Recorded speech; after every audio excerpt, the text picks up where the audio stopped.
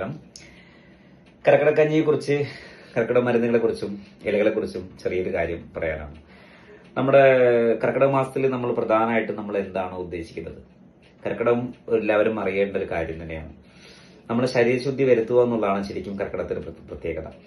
പ്രത്യേകിച്ചും വയറിന്റെ പ്രശ്നങ്ങൾ മാറ്റുക എന്നുള്ളത്. വയറിന്റെ പ്രധാനം എന്ന് പറയുന്നത് നമ്മൾക്ക് ഇന്നത്തെ ജനറേഷനിൽ നമ്മൾ ഒരുപാട് മാംസവും അതുപോലെ തന്നെ ഹെവി ഫുഡുകളൊക്കെ കഴിച്ച് നമ്മുടെ വയറ് ആകെ സ്തംഭിച്ച് നിൽക്കുന്ന ഒരു സാഹചര്യങ്ങളാണ് കൂടുതലായിട്ടുള്ളത്. അപ്പൊ ഭക്ഷണത്തിൽ ഒരു മാസം നമ്മൾ ഇതെല്ലാം മാറ്റിവെച്ച് നല്ല ഭക്ഷണം കഴിക്കുന്നതിലൂടെ, നല്ല കഞ്ഞി കുടിക്കുക, നിലക്കറികളൊക്കെ കഴിച്ചിട്ട് നമ്മൾ ശരീരശുദ്ധി വരുത്തുന്നതോടുകൂടെ നമുക്ക് ഒരുപാട് അസുഖങ്ങൾ നമ്മുടെ ശരീരത്തിൽ ഒഴിഞ്ഞു പോകും. ഒരു വർഷത്തോളം നമ്മൾ കഴിച്ചതിന്റെ ദോഷങ്ങളെല്ലാം ഒരു മാസം ദേഹശുദ്ധി വരുത്തുന്നതോടുകൂടെ നമുക്ക് പല രോഗങ്ങളും മാറാൻ നമുക്ക് നല്ലതാണ്. കുട്ടികൾക്കാണെങ്കിലും വലിയവർക്കാണെങ്കിലും വളരെയധികം ഗുണം ചെയ്യുന്നതാണ് ഔഷധക്കഞ്ഞി എന്ന് പറയുന്നത്.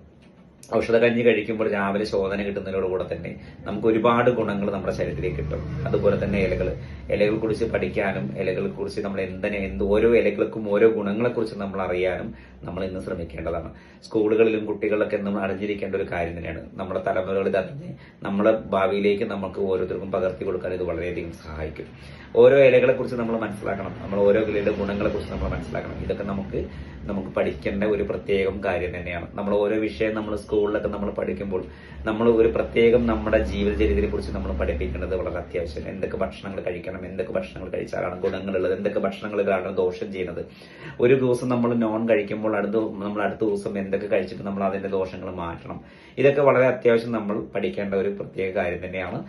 ഇപ്പോൾ ഇലക്കറികളാണ് ഇപ്പോൾ നമ്മളിപ്പോൾ കഴിക്കേണ്ട പ്രത്യേക സാഹചര്യം. ഈ സാഹചര്യത്തിൽ നമുക്ക് വളരെ നല്ലതാണ്. നമുക്ക് മത്തന്റെ ഇല, കുമ്പളത്തിന്റെ ഇല, അതുപോലെ തന്നെ ചീര, ഇങ്ങനെ ഇപ്പോൾ എല്ലാ ഇലക്കറികളും നമുക്ക് കിട്ടില്ല. പക്ഷെ അത്യാവശ്യം നമുക്ക് വേണ്ട കാര്യങ്ങളാണ്. ഇപ്പോൾ പയറിന്റെ ഇലയാണെങ്കിലും ചീരയാണെങ്കിലും മത്തന്റെ ഇലയാണെങ്കിലും കുമ്പളത്തിന്റെ ഇല, ഇതൊക്കെ വളരെ കൃത്യമായി ഇപ്പോൾ ചേന ഇല, ഇതൊക്കെ നമുക്ക് വളരെ അധികം കിട്ടുന്ന ഒരു സാഹചര്യങ്ങളാണ് ഇപ്പോൾ. എല്ലാ ഇലകളും 10 ഇലകളൊന്നും ഇപ്പൊ എല്ലാവർക്കും ചിലപ്പോൾ അറിഞ്ഞോണമെന്നില്ല, കിട്ടിക്കോണമെന്നില്ല. പക്ഷെ എന്നിരുന്നാലും നമ്മൾ വളരെ അത്യാവശ്യം കിട്ടുന്ന ഇലകളെല്ലാം നമ്മൾ ഭക്ഷണത്തിലൂടെ ഉണ്ടാക്കിയിട്ട് നമ്മൾ നമ്മുടെ കുഞ്ഞുങ്ങൾക്കും നമ്മൾ കഴിക്കുക എന്നുള്ളതിലൂടെ നമ്മുടെ വയറിന്റെയും ലിവറിന്റെയും കിഡ്നിയുടെയും പ്രവർത്തനങ്ങളെല്ലാം നോർമലായിട്ട് പ്രവർത്തിക്കുന്നതോടെ, ശോധന കൃത്യമാക്കുന്നതോടെ ഒരു മാസം കൃത്യമായിട്ട് നമ്മൾ ഭക്ഷണത്തിൽ ശരിയാക്കിയാൽ നമ്മുടെ ആരോഗ്യം നമുക്ക് വീണ്ടെടുക്കാൻ പറ്റും.